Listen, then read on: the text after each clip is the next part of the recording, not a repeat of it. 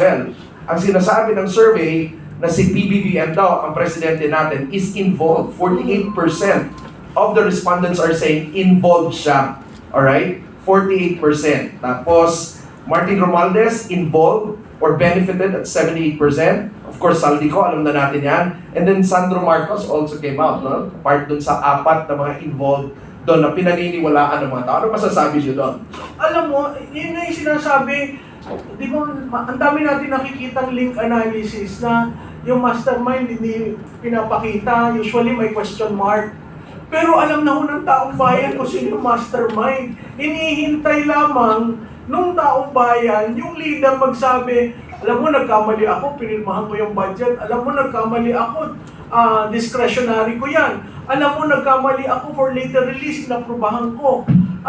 At kung titignan niyo yung sinabi ni Congressman Toby Chanco, naalala niyo yung sinabi na, ilang bang bahay ang gusto mo? Ilang bang kabyar ang gusto mo bang kainin? Ilang bang sasakyan? It was the President asking those questions to the Speaker.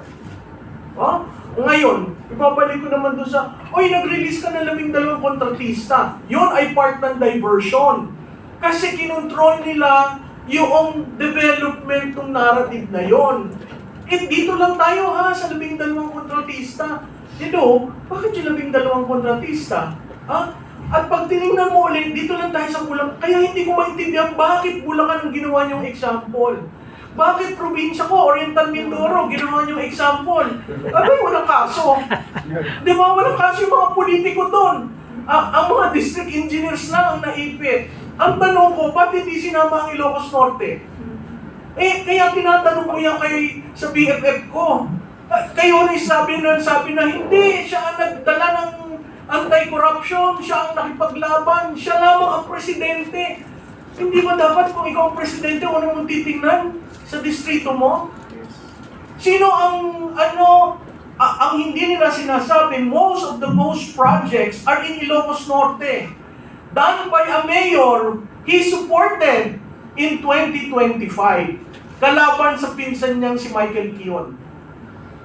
Tapos pag kinumpare nyo, nag-donate rin pala yun. Oo, ganun din yung sitwasyon ni Senator Escudero.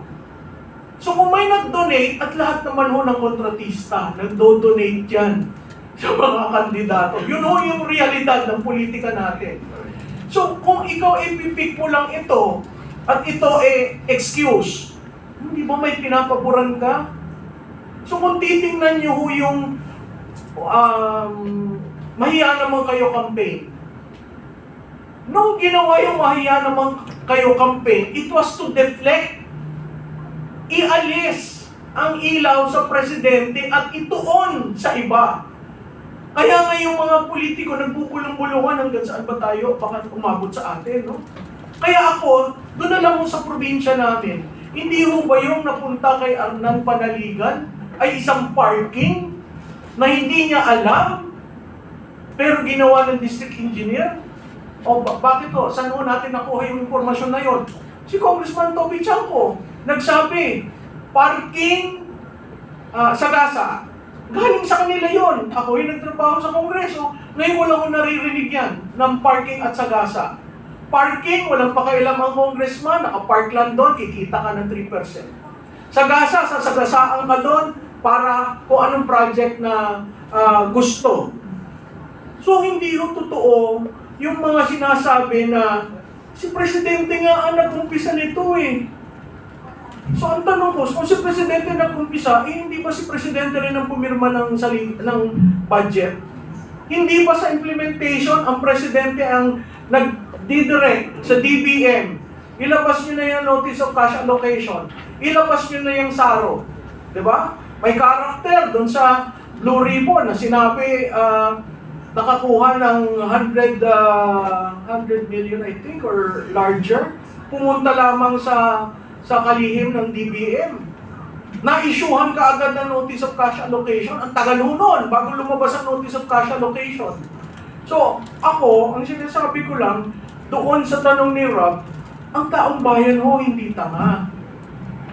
Para ka kumuha ng rating na gano'n, 48% kasama ang presidente, 78% si Speaker Martin. Ano ho nagsasabi nun? alam ng taong bayan kung sino yung mastermind. Kaso, karamihan ng gumagawa ng link analysis natatakot ilagay din yung picture. Kasi baka mamaya sedition, no? Inciting to sedition. So yung mga ganun, wala ka naman sinabi, linagay mo lang yung muka. Kaya sabi ng iba, hindi lagyan na lang natin ng question mark. Forever hindi natin malalaman yon. Pero alam natin yung budget. Kaya ngayon itong GAA 2026, mahirap yan i-roll out dahil ingat na ingat sila. Malinis sa papel, pero sa implementation magkakaroon ng problema. Bakit ho? Napakataas ho ng MAIP, napakataas ng AIX. Okay? Kung tapos, abay nakita ho nyo ang DepEd, 1.7 trillion. Anong ibig sabihin yan? Ang school building na kay Secretary Angara. 22 lang ang napagawa mong school building nung sa isang taon. Paano mo mapupunan yung 170,000 gap? So marami ho tayong kailangang bantayan, lalo na dito sa 2026 kasi i-implement.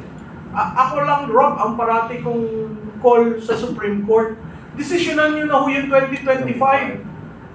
Sabihin nyo ng unconstitutional. Kasi ang dami ng evidence na unconstitutional, hindi ko maintindihan ba't ang Supreme Court ayaw gumalaw doon sa usapan na yun. Kasi yun, accountability issue rin yun.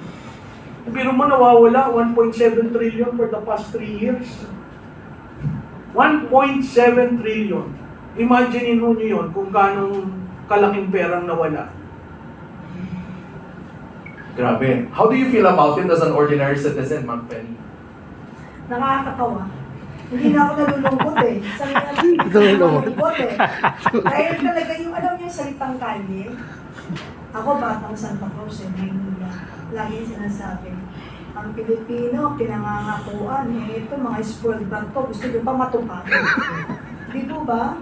Kaya nga ang nakakatawang senaryo sa ating mga Pilipino, mas nauunang nating malaman, tayo mga simple mamamayan, ang katotohanan hanggang nagbubulag-bulagan pa yung mga ilan-ilan. At ito pa, kayo na rin nagsabi, di ba, Prof? Alam naman nila kung sino identified, pero walang pangalan. Parang blind item.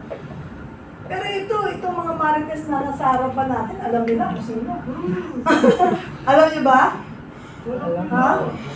Yun nga po ang nakalulungkot na part. Pero hindi na tayo malulungkot. Kasi masama eh.